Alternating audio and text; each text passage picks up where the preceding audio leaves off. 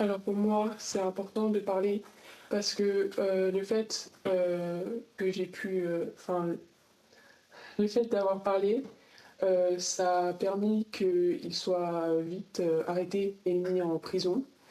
Ce qui fait qu'en faisant ça, je me protège moi et je protège les autres pour pas qu'ils ne puissent faire ça à d'autres personnes par la suite. En fait, quand on se protège soi, on protège les autres, c'est ça que tu C'est ça. penses? Un an après l'agression, nous sommes un an après l'agression que tu as subie, comment est-ce que tu vas? Tu as déménagé, je crois, changé d'école, comment vas-tu? C'est toujours très compliqué, j'ai encore des séquelles. Parfois, j'ai toujours du mal à m'endormir.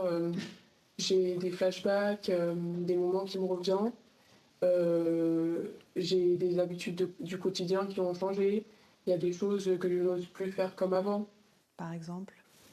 Par exemple, j'ai peur de sortir toute seule ou je suis moins sociable.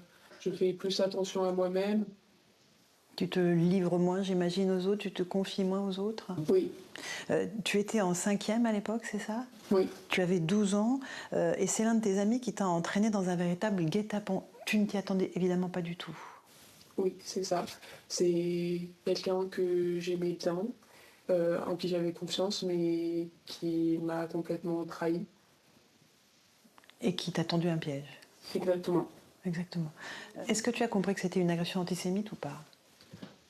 Non, je ne pensais pas que c'était pour ça que ça allait arriver. Mais finalement, c'était pour ça.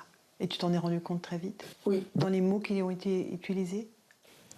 oui, en fait, directement, pas très longtemps après qu'on soit dans cet endroit abandonné, euh, ils ont directement commencé à me poser des questions sur Israël, et à me dire des insultes par rapport à ma religion.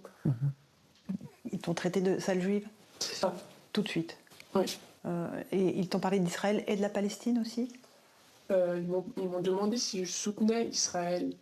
Et après, plus tard, j'ai appris que, que apparemment j'aurais mal parlé de la Palestine ou des musulmans, alors que c'était pas vrai. Et toi, tu savais que c'était dangereux de dire que tu étais juive?